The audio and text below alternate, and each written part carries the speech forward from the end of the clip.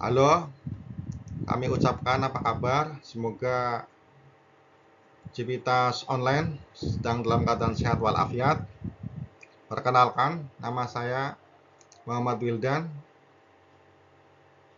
mahasiswa program doktoral di Universitas Pendidikan Indonesia atau UPI Bandung, yang kali ini akan memaparkan mengenai Risk Return Portfolio Efficiency Market Hypothesis. Pemaparan ini kami sampaikan dalam rangka tugas dari keuangan dan investasi yang diampu oleh Profesor Dr. Haji Nugraha, SMSI, Certificate Accountants. Buku yang pemaparan yang akan kami sampaikan kami ambil dari buku Corporate Finance Theory karangan dari William L. McKinson di bab 3.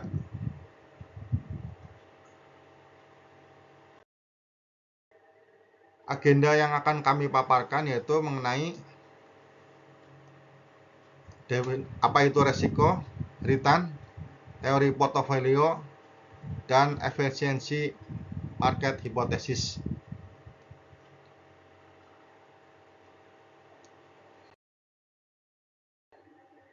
Resiko merupakan definisi resiko yaitu merupakan ketidakpastian yang mengacu pada variabilitas dalam return. Semakin tinggi ketidakpastian, semakin tinggi pula resiko yang dirasakan. Resiko adalah ketidakpastian tentang hasil investasi yang mungkin tidak sesuai harapan. Resiko dapat dibedakan menjadi dua, yaitu resiko sistematis yang disebut dengan resiko pasar, merupakan resiko yang tidak dapat dihindari, tidak dapat dikendalikan. Disebut juga undiversifikasi resiko. Yang kedua yaitu unsystematic resiko, merupakan resiko yang dapat dikelola dengan baik atau dapat diversifikasi. Resiko disimpulkan dengan beta dalam teori portofolio perhitungan teori portofolio CAPM biasanya atau perhitungan risiko yang lain disimpulkan dengan beta. Apabila nilai beta sama dengan 1, maka resiko dianggap sama dengan nilai pasar. Dan apabila nilai beta lebih besar dari 1, mungkin terdapat return. Namun jika nilai beta kurang dari 1, maka mungkin terdapat loss atau kerugian dalam sebuah investasi.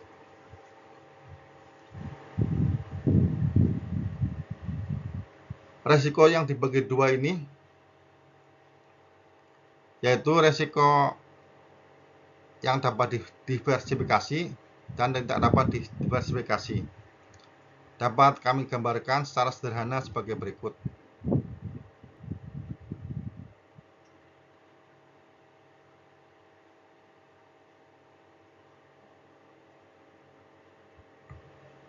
Ini kurva ya. Kemudian yang hijau ini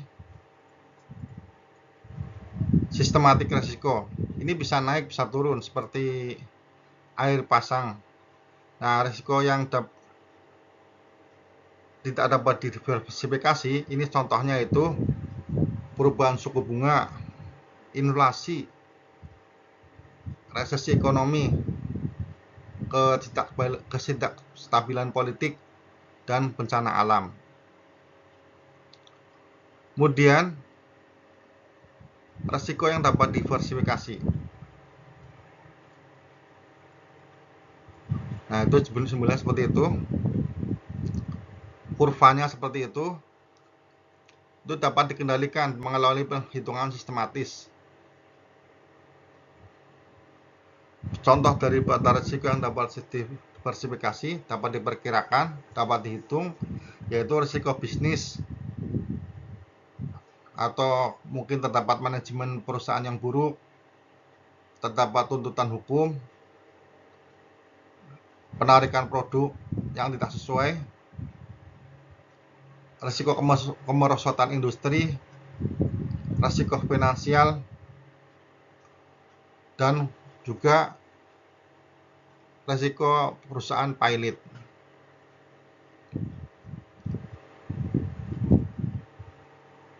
Gabungan daripada sistematik risiko dan unsistematik risiko disebut total risiko.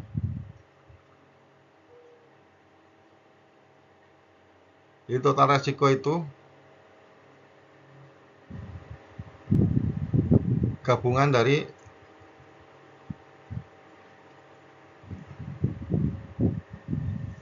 sistematik dan non-sistematik.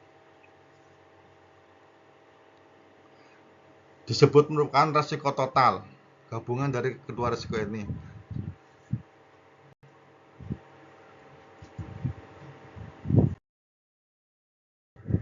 Kemudian kita akan menerangkan pada return atau imbal balik. Imbal balik mengacu pada keuntungan atau kerugian yang dialami investor dari investasi dari waktu ke waktu. Return biasanya diukur dengan persentase.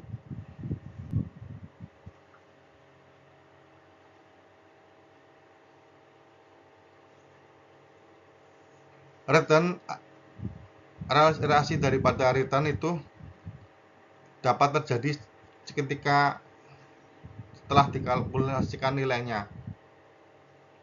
Return realisasi dapat digunakan sebagai dasar penentuan expected return dan expected risiko yang dinilai akan datang. Maka pengelompokan daripada return itu dapat menjadi tiga, yaitu return aktual adalah laba yang dihasilkan dari suatu hasil investasi atau nilai langsung. Kemudian ada yang kedua, expected return, atau ya laba yang diantisipasi berdasarkan data dan model historis. Yang ketiga yaitu required return adalah laba minimum yang diminta investor untuk mengkompensasi risiko investasi. Perbedaan daripada expected return dan required return yaitu apabila required itu yang nomor 3 itu investor sudah memperhitungkan nilai yang dirasa cukup aman dan dapat didapat. Namun jika nomor 2 itu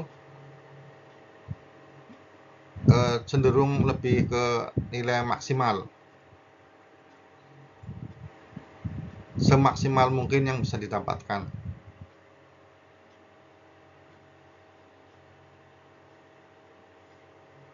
Oke, kemudian kita akan melanjut selanjutnya mengenai hubungan antara risk and return. Risiko dan return mempunyai hubungan korelasi yang positif. Dalam investasi terdapat adagium high risk, high return, and low risk, low return. Artinya, risiko dan return mempunyai hubungan yang linear. Apabila investor memilih risiko rendah, maka berimplikasi pada return atau imbal balik yang rendah atau sedikit.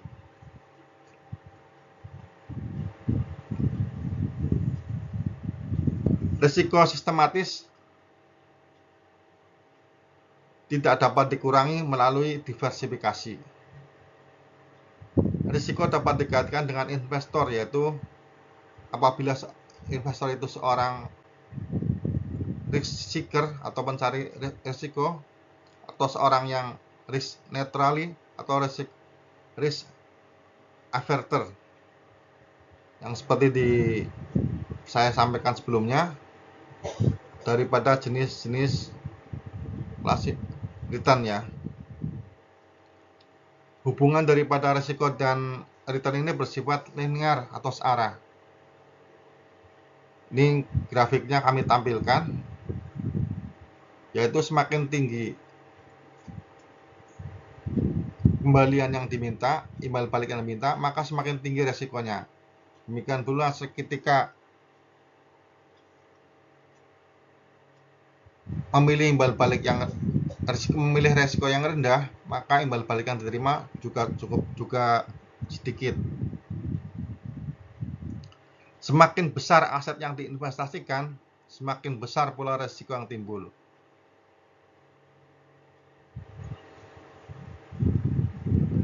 Dan ketika seorang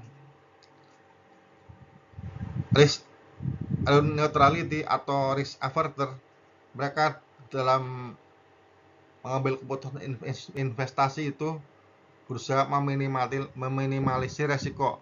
Ini yang disebut dengan regret return yang nomor 3. Dalam grafik ini digambarkan sumbu Y yaitu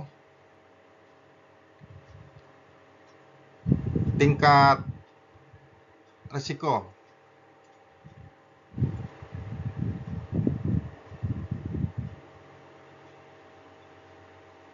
Dan sumbu Y itu tingkat investasi, tingkat return. Misalnya saham, ini ada yang paling rendah itu bunga deposito, kemudian ada investasi, ada saham, ada ekuitas, dan ada derivatif. Kami terangkan secara singkat sebagai berikut, yaitu deposito bank kita sudah sering kenal, yaitu mungkin resikonya paling rendah, tapi hasilnya juga paling sedikit. Sementara saham yang juga disebut sebagai ekuitas merupakan kepemilikan dari suatu perusahaan. Ketika kita membeli suatu saham perusahaan, berarti kita menjadi pemegang saham dan akan memiliki andil atau sebagian dari kepemilikan perusahaan tersebut. Pemegang saham berhak atas bagian dari laba perusahaan yang disebut dengan dividen. Kemudian pada investasi dan risiko yang lebih tinggi lagi, terdapat bond atau obligasi, adalah surat utang. Surat utang itu dapat diterbitkan oleh pemerintah atau disebut dengan surat utang negara, juga dapat diterbitkan oleh perusahaan-perusahaan swasta yang telah terdaftar di perusahaan-perusahaan terbuka, ya, go publik itu, yang biasanya logo di belakangnya itu TBK. Saat kita membeli obligasi, pada dasarnya kita meminjamkan uang kepada penerbit dengan imbalan bunga. Dengan imbalan bunga yang dibayarkan secara rutin. Bond atau obligasi ini bisa naik atau turun sesuai dengan kinerja perusahaan tersebut. Kemudian ada yang lebih tinggi lagi terkait dengan risk and return ini, yaitu investasi yang disebut dengan derivatif. Derivatif adalah instrumen keuangan yang nilainya berasal dari aset dasar. Aset dasar itu seperti saham, obligasi, komoditas, dan indeks. Jenis-jenis derivatif ini meliputi yaitu future atau indeks future, kemudian ada juga swap. Berfungsi sebagai alat manajemen risiko dan spekulasi dalam pergerakan pasar. Jadi ini lebih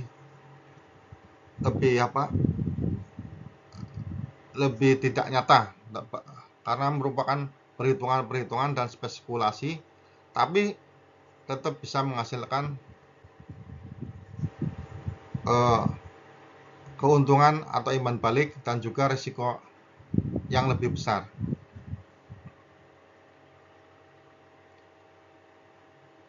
Kemudian kami jelaskan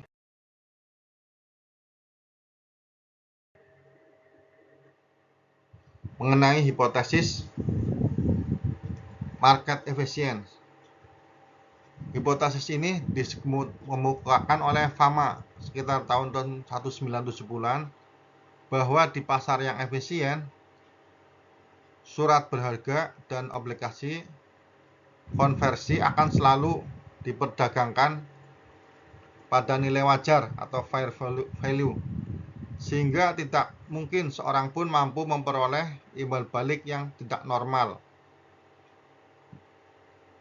abnormal return. Yang disebut dengan abnormal return itu yaitu imbal balik yang tidak wajar, terlalu tinggi atau juga terlalu rendah, atau disebut juga overvalue.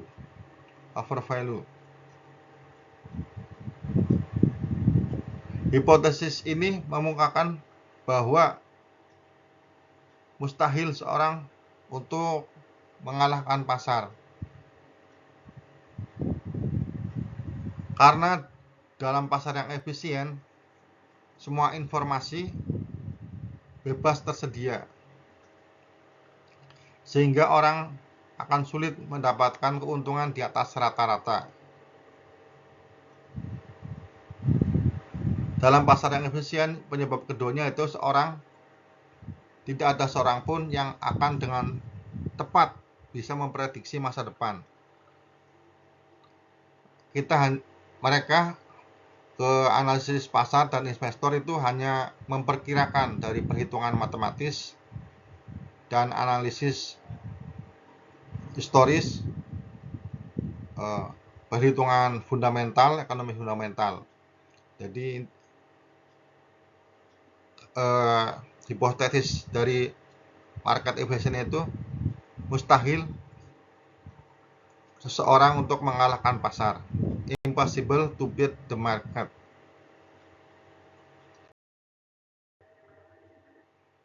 Dalam hipotesis market efficiency ini dibedakan menjadi 3.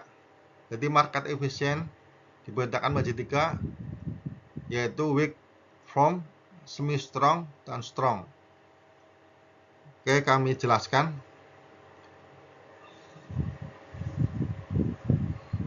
Efisiensi pasar dikatakan lemah, weak, firm, karena dalam proses pengambilan keputusan jual beli saham, investor menggunakan data dan harga volume masa lalu atau data-data historis. Berdasarkan harga dan volume masa lalu itu, dibuatlah berbagai model analisis teknis yang digunakan untuk menentukan arah harga apakah naik atau turun. Jadi investor tidak akan bisa memperoleh sedikit keuntungan dengan menggunakan trading berdasarkan data historis masa lalu yang terdapat di pasar modal.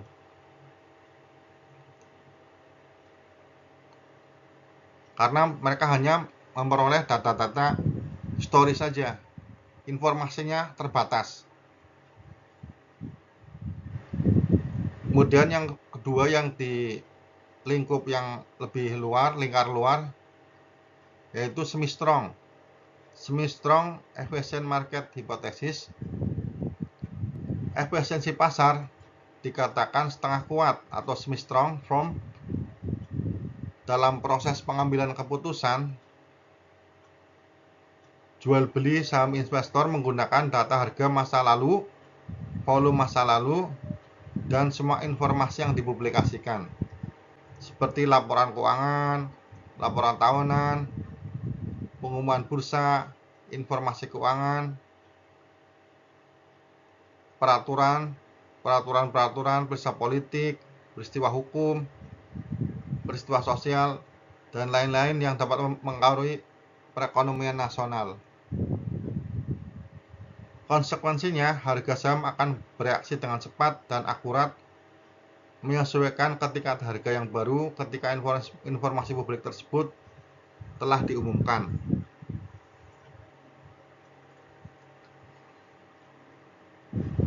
Kemudian yang ketiga yaitu strong efficient market hypothesis. Efisiensi dikatakan kuat atau strong karena investor menggunakan data yang lebih lengkap, yaitu dari harga masa lalu dan volume masa lalu yang tadi juga hanya dipakai di waveform, tapi dia juga mendapatkan informasi yang dipublikasikan oleh perusahaan tersebut.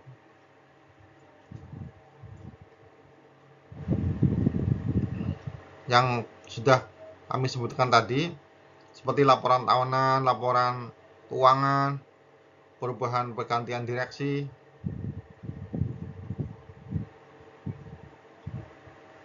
Dan yang lebih kuat lagi, mereka juga memperoleh informasi yang tidak dipublikasikan.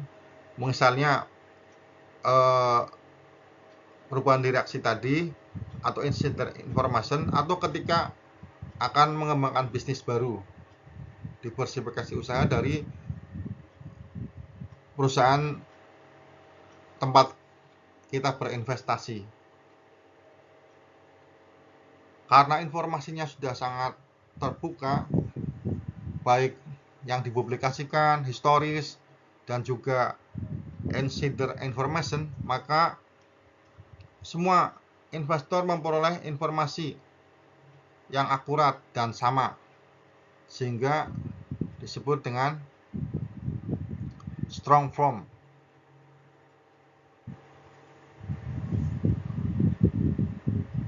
Ketiga jenis bentuk pasar ini yang ditemukan oleh Fama itu dapat bekerja dengan 4 asumsi, yaitu yang pertama, pasar bersifat rasional. Investor bertindak secara logis, yaitu semua investor ingin memaksimalkan keuntungan dan meminimalisir risiko. Yang kedua, harga mencerminkan semua informasi yang tersedia, yaitu tidak ada investor yang diuntungkan secara individual ya. Jadi harga itu semua investor mendapatkan informasi tentang harga naik atau harga turun. Yang ketiga itu informasi baru tidak dapat diprediksi karena berita bersifat acak. Pergerakan harga saham juga acak sesuai dengan teori random walk. Jadi tidak ada yang harga itu berfluktuasi, tidak dapat diprediksi. Kemudian yang keempat, asumsi yang keempat yaitu no free lunch. Tidak ada makan siang gratis karena harga menyesuaikan secara instan. Ketika permintaan naik, harga naik, dan ketika permintaan turun, harga turun, atau ketika barang komoditinya banyak, maka barang turun, harga barang turun, atau ketika sedikit, harga barang bisa naik. Ketika komoditinya langka, misalnya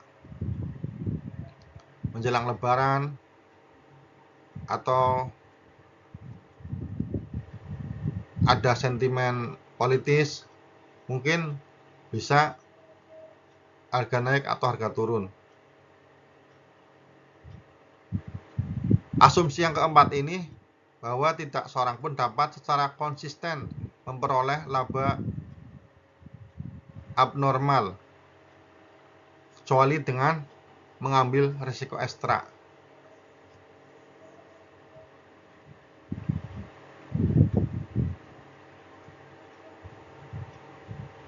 Investor bereaksi secara tepat sehingga kesetimbangan pasar langsung terbentuk kembali. Inti daripada hipotesis ini bahwa harga-harga tidak dapat diprediksi dan semua orang ingin memperoleh keuntungan maksimal. Sehingga ketika semua informasi tersebar merata, kesetimbangan harga baru akan segera terbentuk.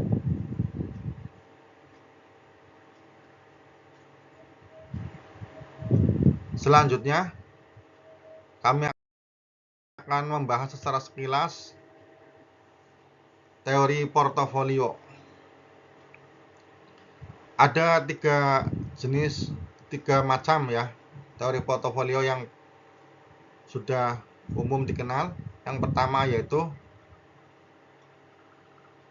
teori portofolio atau teori investasi yang ditemukan oleh Harry Markowitz tahun 60-an, yaitu yang disebut teori portofolio modern atau MPT.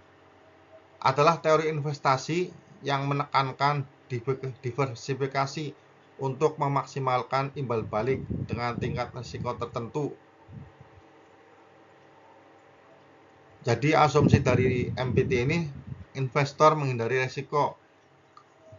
Ketika dia ingin menghindari risiko tapi ingin juga memaksimalkan return atau imbal balik, maka investor harus menginvestasikan uangnya kepada di cabang-cabang yang berbeda-beda atau diversifikasi. Mungkin bisa dia di otomotif, di food, kemudian di konstruksi. Jadi dengan mengalokasikan di berbeda-beda, maka kemungkinan resikonya bisa diperkecil dan return atau imbal baliknya bisa diperbesar.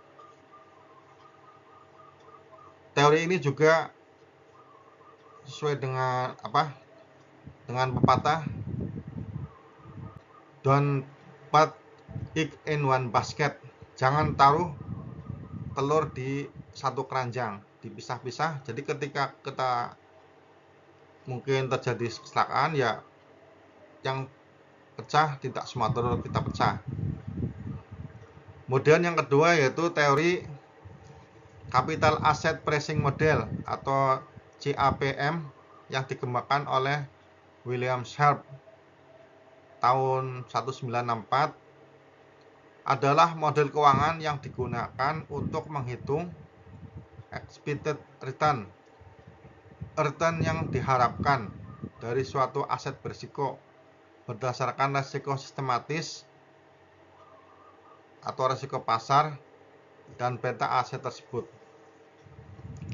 Seperti yang kami terangkan sebelumnya, bahwa ketika nilai perhitungan beta lebih besar dari 1, maka kemungkinan terdapat return atau imbal balik. Kemudian jika nilai beta kurang dari 1, maka kemungkinan terdapat loss atau kerugian dari sebuah investasi. Teori CAPM ini menggunakan perhitungan analisis fundamental dan teknikal juga. Jadi dia menghitung secara ada perhitungan matematisnya. Di buku ini juga ada, tapi kami tidak menerangkan secara contohnya.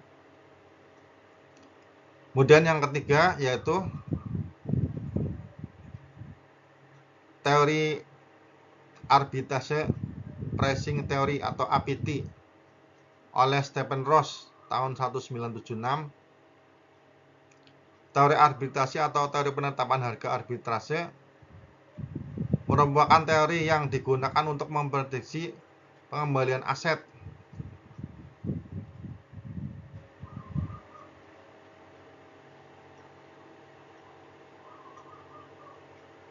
dari penghitungan antara hubungan linear antara pengembalian pengembalian return, dan faktor-faktor investasi makro, faktor-faktor ekonomi makro.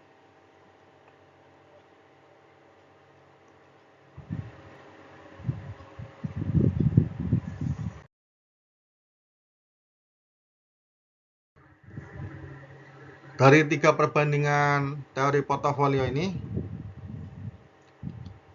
jika dibuat dalam sebuah matrik, yaitu ide utama dari teori MPT yaitu diversifikasi untuk mengurangi resiko. Sementara CAPM hanya risiko sistematis yang penting. Tadi kan ada risiko terdapat dua ya, risiko sistematis dan unsistematis.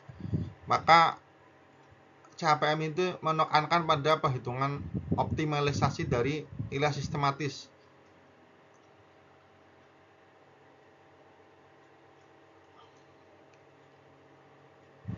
Jadi dia hanya menghitung dari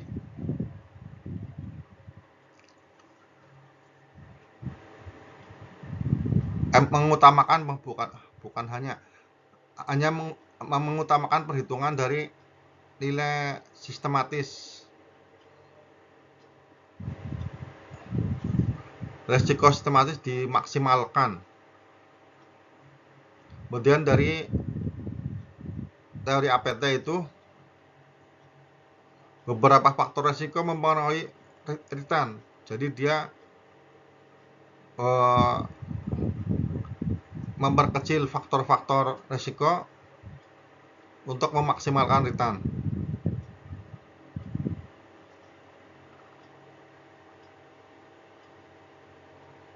Kemudian yang kolom yang ini MPT itu juga mengapa dia mendiversifikasi risiko, karena dia mengutamakan untuk menghindari unsystematic risiko. Jadi dia mendiversifikasi risikonya. Sementara pada teori CAPM dihitung daripada nilai beta tadi, nilai risikonya.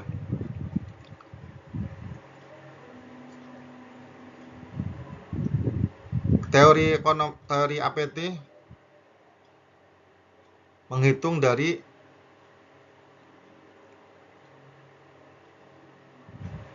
ekonomi dan industri secara risiko-risikonya secara spesifik.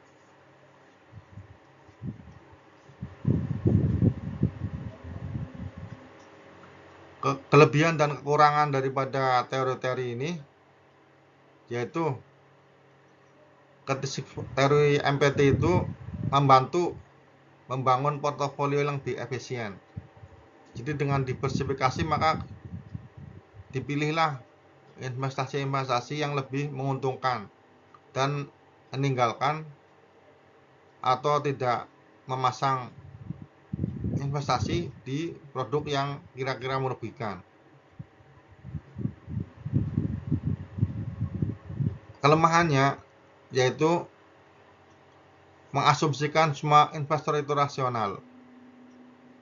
Padahal tidak semua investor itu rasional, mungkin dia menghitungnya secara intuitif. Jadi ada perhitungan matematis dan analisis fundamental.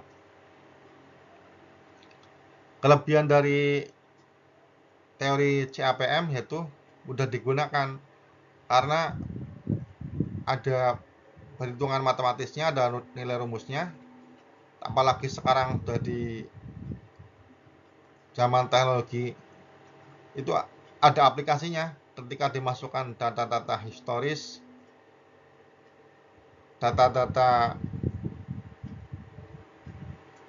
fundamental perusahaan tersebut, maka langsung akan bisa keluar nilai betanya, dan investor bisa memutuskan untuk apakah berinvestasi di A atau B.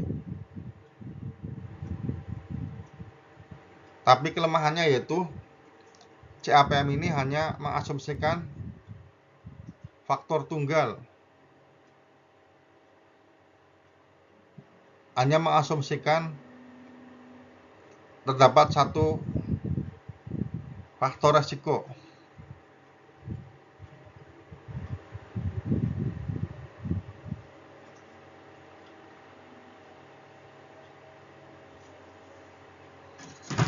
Sementara untuk kelemahannya itu sulit untuk mengidentifikasi faktor-faktor yang relevan.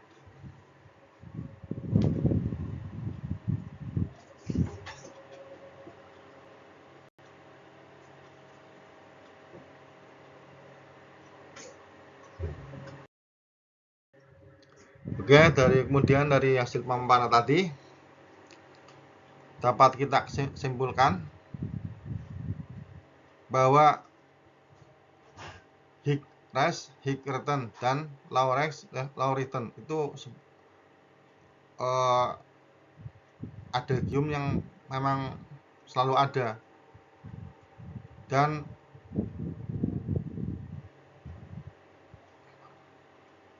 diyakini ketika seseorang ingin berinvestasi. Yang kedua yaitu nevertheless, selalu ada resiko, tidak ada makan siang gratis. Kita ingin makan enak, maka bayarnya mahal. Kita ingin hasil yang tinggi, maka resikonya juga tinggi. Kemudian dari hipotesis efisiensi pasar, yaitu impossible untuk mengalahkan market, tapi bukannya hipotesisnya ini berlaku mutlak ya. Beberapa yang kami baca di internet dan beberapa itu, seorang mungkin mempunyai perhitungan yang matang atau keberuntungan yang tinggi sehingga dia bisa memperoleh keuntungan yang maksimal. Tapi hipotesis ini tetap masih berlaku karena tidak semua orang bisa secara terus-menerus memaksimalkan nilai return imbal balik tersebut dalam sebab mungkin suatu saat dia akan rugi atau loss. Kemudian deviasi nilai kurva itu mungkin kita bisa ingat dengan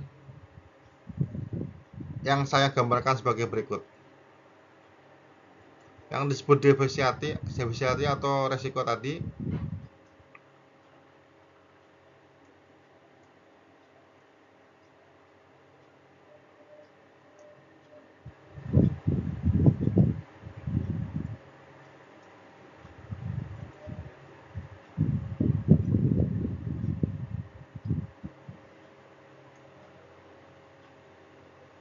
nah ini kurva A atau B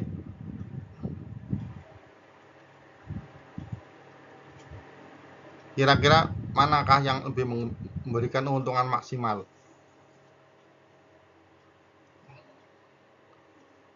Kurva yang A, karena kurva A itu gendut ya, tapi mereka juga yang gendut lebih beresiko. Jadi ketika semakin besar deviasi mungkin bisa memperbesar keuntungan tapi juga memperbesar risiko. Jika di dalam kurva investasi kita bisa memahaminya secara begini.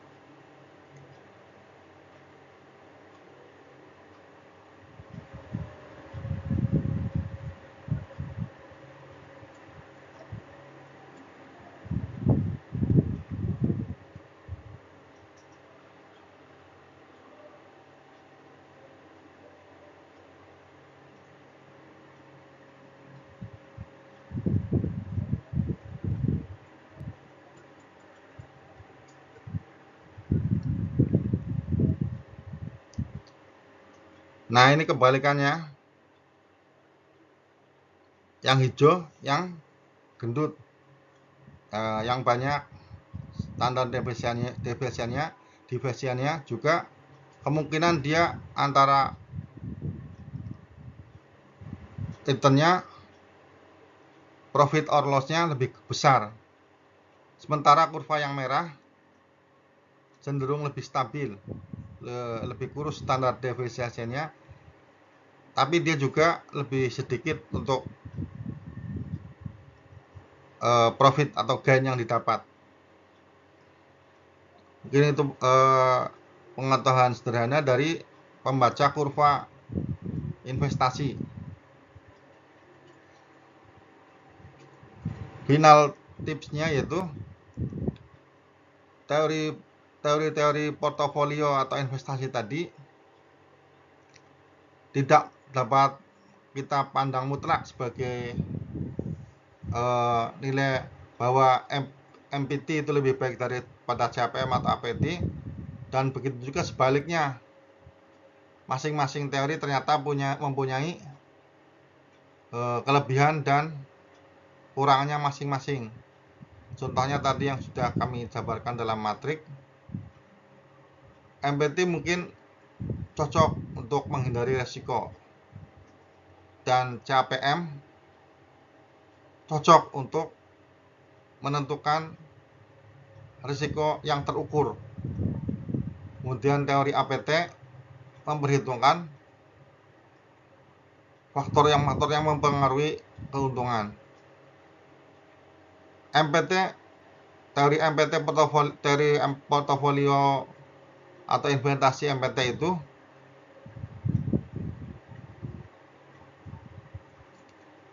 bisa membantu investor untuk mengurangi resiko dengan mendiversifikasi, membagi-bagi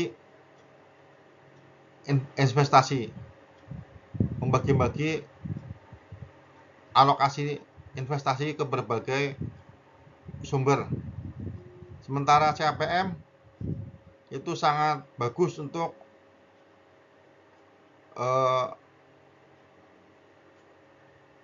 stock valuasi, untuk menentukan return yang diharapkan berdasarkan risiko tertentu, yaitu dia jadi sangat cocok untuk seseorang yang lebih membutuhkan kepastian dari hasil investasinya. Kemudian MPT lebih yang diversifikasi risiko tadi cocok untuk investasi yang jangka panjang, karena bisa untuk mengevaluasi secara bertahap dari waktu ke waktu. Sementara CPM lebih cocok untuk individual stock.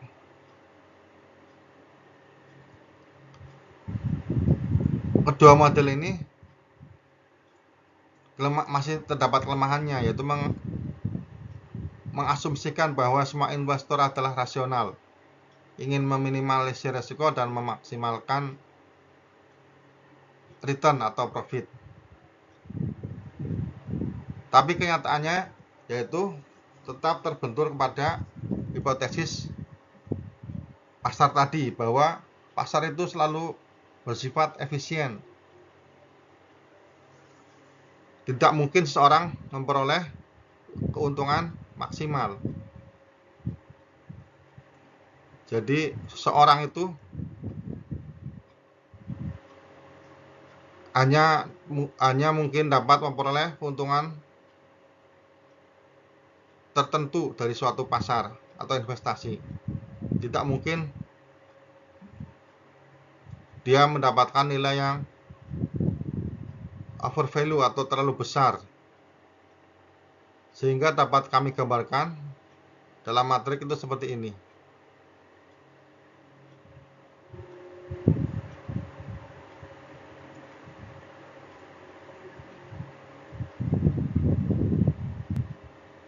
Jika ini keuntungan yang diharapkan, Maka dari return tadi seperti ini, bersilangan. Jadi tidak mungkin seorang itu, dari hipotesis efficient market ini, seorang tidak mungkin secara terus-menerus, secara maksimal mendapatkan keuntungan pasar. Berlawanan itu. Jadi ketika sudah menentukan keuntungan tertentu dari return tertentu, maka investasi atau risiko itu ya terukur. Hanya misalnya kita kemarin juga untuk investasinya dia mengharapkan hanya mendapatkan kemarin juga Pak Prof menyampaikan, misalnya kita hendak ke Bandung, maka ada resiko yang kita peroleh. Ke Bandung kita bisa menggunakan bus, atau kita bisa menggunakan travel, menggunakan kereta api. Dan dari tujuan yang kita tetapkan tadi, apakah mungkin bisa terlambat untuk mengikuti kuliah, atau dengan ongkos tertentu dan gain yang diharapkan, yaitu tepat waktu kuliah dengan menggunakan bus. Jadi teori ini tidak bisa seorang mendapatkan keduanya, yaitu berlaku secara efisien dan efektif. Jadi ini kurva efektif dan efisien.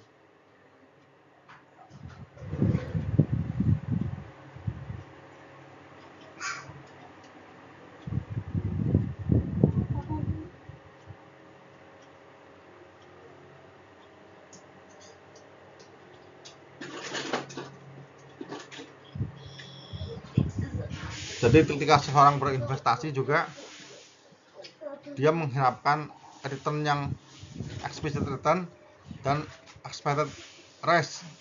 Jadi risiko yang diharapkan dan return yang diharapkan. Efektif dan efisien itu tidak mungkin berjalan searah. Gitu yang intinya dalam suatu pasar pun seseorang dalam hipotesis efficient market ini, seorang tidak mungkin mendapatkan efektif dan efisien tadi secara bersamaan. Demikian